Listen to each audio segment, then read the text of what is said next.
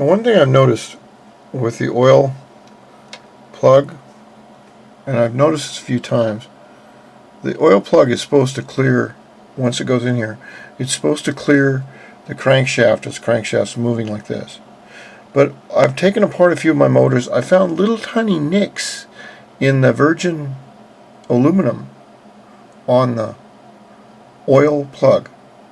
So when you put your oil plug in there, take a little Dremel and right underneath where the crankshaft goes through right here, carve a little half moon, just a little bit of leeway, so that that crank doesn't hit on it. I haven't figured out why it does that, but it's not good. Now we get into this part of it, and this shows where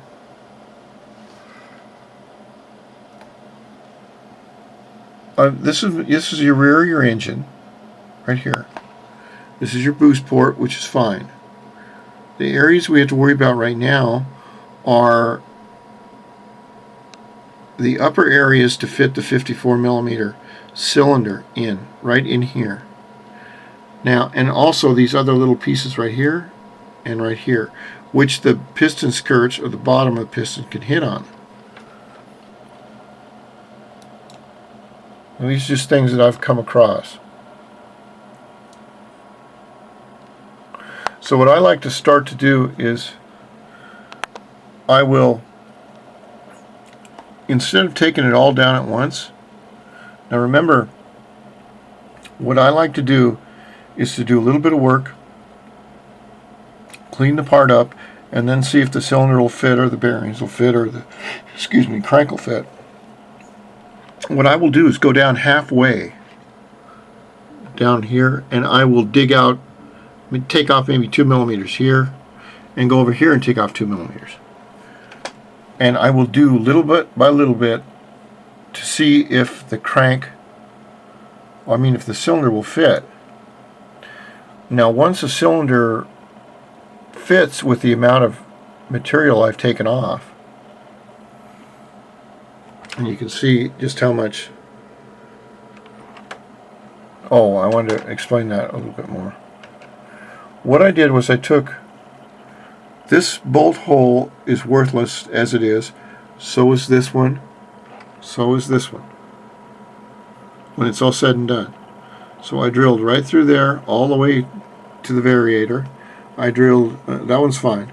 I drilled all the way through here, all the way to the other side of the case, and same here. Now I didn't use these as holding, I just used them for holes so the bolt could go through. The bolt goes all the way through the other side behind the variator, and I used 2 lock nuts on them to hold the case together, and it works really good. Works very, very good. And here's some more work that I've done. Like I said, a lot of this is not in order. Another thing too, when I use this red, what I used was a red crayon. Actually, it was a red marker for something or other. But let me tell you why I used it. So when I slide the cylinder down in here, when I get close, if there is a high spot, then the red crayon or the red lumberman's marker will smudge, and wherever that smudges means that I have a tight fit and I need to take that area down. So it's another form of blocking. All those X's are blocking, and all this red is blocking. And here's the Dremel that I use, and you can buy the carbide bit right here. You can buy this bit at any Home Depot or anything. I use that, and I use a little bit of oil, and usually it takes about 2 of these bits to do the job right. It takes off a lot of aluminum, but if you go nice and slow, it will work very nice. Now, as you can see, I'm starting to get down into here. Now this is not so important way down in here, for the cylinder will not go, the cylinder will probably only go to right here, but when the piston comes down, it can hit on this edge right here, right there, and right there. And if those piston edges hit, especially when the motor's running, you'll shatter the pistons, and it'll make a very bad day. And then you can see the carbide bit. You can get this Dremel tool in, you can buy the lithium battery one, or you can buy the one with the extension on it, or you can buy, there's many different things you can buy. You can buy a bit that's a Christmas tree, it's rounded on top. Or you can buy smaller bits. You can just do anything you want. But just take your time and remember that, like Dave Toba told me, aluminum does not grow back. And here's where I'm starting cut. And these pictures are worth 1,000 words. And this is what I meant right in here. This oil plug is put back in.